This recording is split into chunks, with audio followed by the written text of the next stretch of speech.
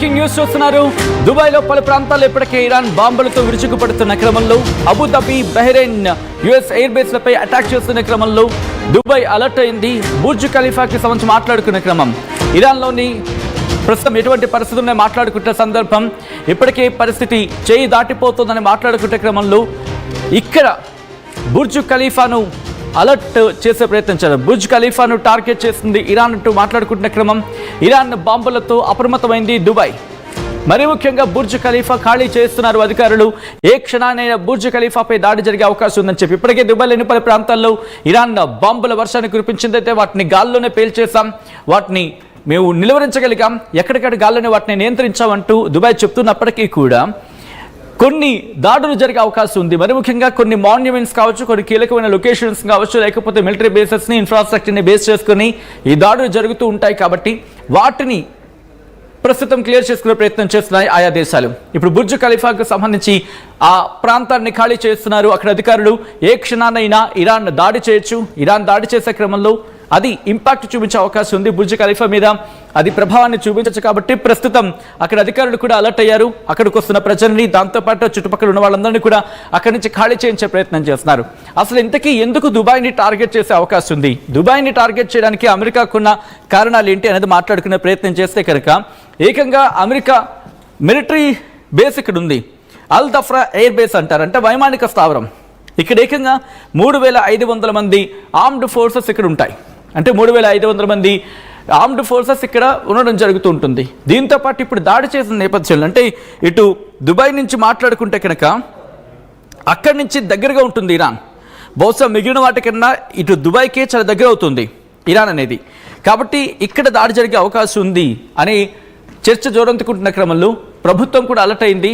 అక్కడ ఉన్న government officials alert అయ్యారు. ప్రస్తుతం బుర్జ్ ఖలీఫాను అక్కడ ఖాళీ చేస్తున్నారు. కొన్ని వేలాది మంది, రోజుకు వేలాది మంది అక్కడికి చేరుకుంటారు, బుర్జ్ ఖలీఫాని సందర్శించే ప్రయత్నం చేస్తూ ఉంటారు. ఈ క్రమంలో ప్రస్తుతం అక్కడ అధికారులు చేరుకుని ఆ ప్రాంతాన్ని ఖాళీ చేయించే పరిస్థితి. డీటెయిల్ ఇన్ఫర్మేషన్ తెలుసుకుందాం. నా కొలీగ్ కళ్యాణ్ అప్డేట్స్ అందించేందుకు లైవ్లో కంటిన్యూ అవుతున్నారు. మరి కాసేపట్లో కళ్యాణ్ దగ్గర వెళ్ళే ప్రయత్నం చేస్తాను. ఒకసారి కళ్యాణ్ దగ్గరికి వెళ్ళి దుబాయ్లో ఎటువంటి సిచ్యువేషన్ ఉంది తెలుసుకుందాం. ఆ తర్వాత డీటెయిల్గా మాట్లాడుకునే ప్రయత్నం చేద్దాం. ముందుగా కళ్యాణ్ దగ్గరికి వెళ్ళే ప్రయత్నం చేస్తాను. కళ్యాణ్, ప్రస్తుతం దుబాయ్ బుర్జ్ ఖలీఫా సిచ్యువేషన్ ఏంటి, అక్కడ ఎటువంటి పరిస్థితులు ఉన్నాయి, నిజంగా ఇరాన్ దాడి చేసే అవకాశం ఉందా? కి సంబంధించి ఒకసారి మనం మాట్లాడుకుంటే కనుక దుబాయ్ లో కూడా మిసైల్స్ స్ట్రైక్ జరిగే అవకాశం ఉన్నట్టు తెలుస్తుంది. ఖచ్చితంగా ఇటు బుర్జ్ ఖలీఫా పరిసర ప్రాంతాల్లో సివిలియన్స్ ఎవరైతే ఉన్నారో, ఇటు Dubai government, United Arab Emirates, ఇటు మొబైల్ నోటిఫికేషన్స్, పుష్ నోటిఫికేషన్స్ ద్వారా అక్కడ ఉన్న ప్రజలందరినీ కూడా ఒక్కసారిగా అప్రమత్తం చేసే ప్రయత్నం చేసింది. ఎమర్జెన్సీ సిచ్యువేషన్స్ ఉన్నాయి. ఇటు రెసిడెంట్స్ ఎవరైతే దుబాయ్ లో ఉన్నారో, అబుదాబిలో ఉన్నారో, వాళ్ళు భారీ శబ్దాలను వినపడడం వల్ల ఒక్కసారిగా భయభ్రాంతులకు గురయ్యారు. ఇటు యునైటెడ్ అరబ్ ఎమిరేట్స్ కి సంబంధించిన మిసైల్ స్ట్రైక్స్ ని ఇంటర్సెప్ట్ చేసే ప్రయత్నం చేసింది. ఆల్రెడీ కొన్ని మిసైల్స్ ప్రయోగించారు. ఆ మిసైల్స్ ని ఇంటర్సెప్ట్, అంటే గాల్లోనే వాటిని అడ్డుకునే ప్రయత్నం కూడా ఇటు యునైటెడ్ అరబ్ ఎమిరేట్స్ చేసినట్టు తెలుస్తుంది. కానీ కొంత ఈ ఘర్షణ మధ్యలోనే ఒక వ్యక్తి కూడా అబుదాబికి సంబంధించి, అబుదాబిలో ఒక వ్యక్తి చనిపోయాడు. అతనే ఏషియన్ కంట్రీస్, మన ఏషియాకి సంబంధించిన వ్యక్తిగా కూడా అతని ఐడెంటిటీ తెలిసింది. సో మొత్తం మీద ఫ్లైట్స్ కూడా యునైటెడ్ అరబ్ ఎమిరేట్స్ లో ప్రస్తుతానికి హోల్డ్ చేశారు. సో యాక్టివ్ గా ఇటు ఇరాన్ నుంచి దుబాయ్ కి మిసైల్స్ పంపిస్తున్నారు, అబుదాబికి కూడా మిసైల్స్ పంపిస్తున్నారు. ఇరాన్ యునైటెడ్ అరబ్ ఎమిరేట్స్ ని కూడా టార్గెట్ చేస్తుంది. Dubai international, Dubai world centre కానీ, లేకపోతే ఇటు బుర్జ్ ఖలీఫా కానీ, ఇలాంటి ప్లేసెస్ ని కూడా ప్రస్తుతానికి టార్గెట్ చేస్తున్నట్టు తెలుస్తుంది. సో ఎయిర్ స్పేస్ ని కూడా ప్రస్తుతానికి హోల్డ్ లో పెట్టారు. మేజర్ ఇన్ఫ్రాస్ట్రక్చర్ ఏదైతే ఉందో, ఇటు దుబాయ్ వరల్డ్ ట్రేడ్ సెంటర్, అలాంటి ప్లేసెస్ ని టార్గెట్ చేస్తారు, ఖచ్చితంగా చేయబోతున్నారు, చేశారు కూడా ఆల్రెడీ. సో మొత్తం మీద దుబాయ్ కూడా ప్రికాషనరీ మెషర్స్ తీసుకుంటుంది. ఓవరాల్ గా ఒక్కసారి ఇటు అమెరికా, ఇజ్రాయెల్, అలాగే ఇరాన్, ఈ 3 దేశాలకు సంబంధించిన మిలిటరీ పవర్ గురించి ఒక్కసారి చెప్పే ప్రయత్నం చేస్తా సచిన్.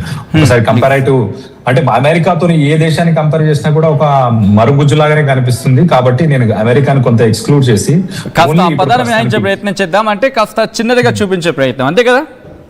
Yes, exactly. సో అమెరికాని ఎక్స్క్లూడ్ చేస్తాను, ఎక్స్క్లూడ్ చేసి ఓన్లీ ఇజ్రాయెల్, ఇరాన్ ని కంపేర్ చేసి వాటికున్న స్ట్రెంగ్స్ ఏంటి, వార్కి వెళ్ళిన తర్వాత ఇజ్రాయెల్ స్ట్రెంగ్త్ ఏంటి, ఇరాన్ స్ట్రెయిన్స్ ఏంటి, వాటి గురించి కొంచెం మాట్లాడుకుందాం. అంటే రాబోయే కొన్ని గంటల్లో ఏం జరగబోతుంది అనేది మనం ఇక్కడ ప్రిడిక్ట్ చేసే అవకాశం ఉంది, ఇక్కడ అనాలిసిస్ చేసుకునే ప్రయత్నం చేద్దాం. మనం ఒకసారి ఇజ్రాయెల్ స్ట్రెంత్ ఒకసారి మనం చూస్తే కనుక ఇజ్రాయెల్ దగ్గర మంచి ఎయిర్ పవర్ ఉంది, ఎయిర్ ఫోర్స్.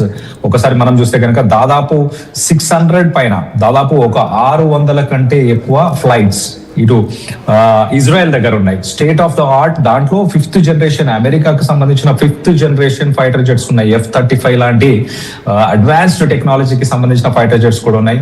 మరొక పక్కన ఇరాన్ దగ్గర మనం చూస్తే కనుక ఇటు 1979 లో అమెరికా వాడిన జెట్స్ ఏవి F-14, F-4, ఇక్కడేమో F-35 ఉంది, అక్కడేమో F-4, F-14.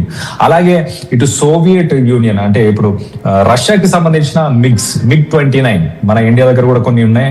అలాంటి ఓల్డ్ ఫైటర్ జెట్స్ ఇటు ఇరాన్ దగ్గర ఉన్నాయి. మరో పక్కన ఇజ్రాయెల్ దగ్గర 5th జనరేషన్ లేటెస్ట్ టెక్నాలజీ అని చెప్పుకోవచ్చు. ఇటు F-35 అమెరికాకి సంబంధించిన లేటెస్ట్ టెక్నాలజీకి సంబంధించిన F-35 లాంటి ఫైటర్ జెట్స్ ప్రస్తుతానికి ఇజ్రాయెల్ దగ్గర ఉన్నాయి. మరో పక్కన డ్రోన్స్ విషయానికి వస్తే, డ్రోన్స్ విషయంలో ఇరాన్ చాలా అడ్వాన్స్డ్. ఇజ్రాయెల్ తో పోల్చుకుంటే డ్రోన్స్ విషయంలో ఇరాన్ మనం చూస్తే కనుక షాహిద్ డ్రోన్స్, కామెకాజీ డ్రోన్స్. ఈ షాహిద్ డ్రోన్స్, కామెకాజీ డ్రోన్స్ ఇవి ఏంటంటే ఇవి ఒక సిరీస్ లో వెళ్ళి, అంటే ఒక 4-5 డ్రోన్స్ వెళ్ళి ఒకసారి అవి కోఆర్డినేట్ కూడా చేసుకోగలుగుతాయి లొకేషన్స్ ని కానీ, లేకపోతే అవి ట్రావెల్ చేసే పాత్ కానీ, వీటన్నిటి కూడా అవి కోఆర్డినేట్ చేసుకొని ఒక గ్రూప్ గా వెళ్ళి కూడా చేసే అంత టెక్నాలజీ ఇరాన్ దగ్గర ఉన్న డ్రోన్స్, ఇటు షాహిద్ డ్రోన్స్, అలాగే ఎట్ ద సేమ్ టైం ఇటు కామెకాజీ డ్రోన్స్. ఇలాంటి డ్రోన్స్ పరంగా